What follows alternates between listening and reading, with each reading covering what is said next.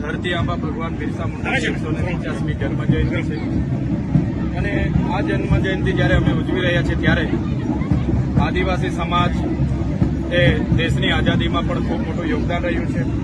દેશ આઝાદ થયા પછી પણ દેશના વિકાસમાં જ્યાં પણ એ ડેમો બનતા હોય, હાઈવે નીકળતા હોય, રેલવે સ્ટેશનો બનતા હોય, બુલેટ ટ્રેન નીકળતી હોય કે જ્યાં પણ આદિવાસીઓની જમીનની જરૂરો પડી છે દેશના વિકાસમાં જમીનો આપી છે.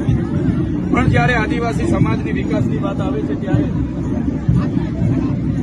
આદિવાસી આજે પણ શિક્ષકો માટે આંદોલન કરે, શાળાઓ માટે આંદોલન કરે, સારા ડોક્ટરો માટે આંદોલન કરે, સારા દવાખાનાઓ માટે આંદોલન કરે, સિંચાઈના પાણી માટે, પીવાના પાણી માટે આંદોલન કરે, પોતાના જળ જંગલ જમીન પરના અધિકારો માટે આંદોલન કરે, સંવિધાનિક 5મી અનુસૂચિત એક માટે આંદોલન કરે. તો ક્યાં સુધી અમારે લડેંગે જીતેંગે જિંદાબાદ મુર્દાબાદ કરવાનું છે?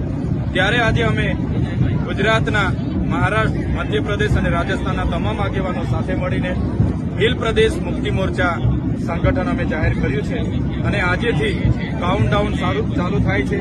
અમે ગુજરાત, રાજસ્થાન, મધ્યપ્રદેશ અને મહારાષ્ટ્રમાં ભીલ પ્રદેશ મુક્તિ મોરચા અંતર્ગત અમારું વિશાળ સંગઠન બનાવીશું અને જનજાગૃતિ સાથે અમારા સામાજિક અધિકારો, બંધારણીય અધિકારો મેળવવા માટે આવનારા દિવસોમાં અમે સરકાર સામે આવીશું.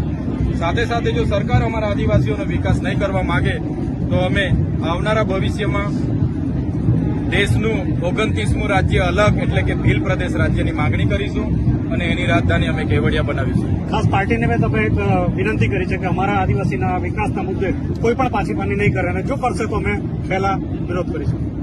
તમે જોયું હશે અમે રિઝર્વ અનામત, એસટી અનામત બેઠકો પરથી ચૂંટાયેલા છીએ અને અમે આજે પણ જે સમાજે અમને ચૂંટીને વિધાનસભા મોકલ્યા છે એમનો અવાજ બનીએ છીએ.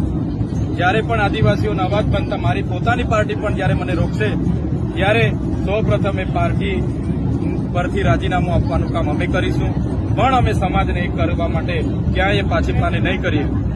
અમે જ્યાં સુધી જીવીએ છીએ ત્યાં સુધી અમારું જીવન અમારા સમાજને અમે સમર્પિત કરીશું અને જીવીએ ત્યાં સુધી અમારું ભીલ પ્રદેશ રાજ્ય અમે બનાવીને જ રહીશું.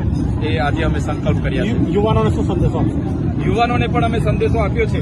એમનો કેરિયર બનાવવાનો સમય છે ત્યારે મોંઘી બાઇકો લઈને નાચવા કૂદવામાં સમય નહીં બગાડે અને પોતે યુવાનો સારું ભણે, પોતાનું કેરિયર બનાવે, પોતાના પરિવારને સારી સુખ સુવિધા પૂરી પાડે એ અમે યુવાનોને પણ આજે સંદેશો આપ્યો છે.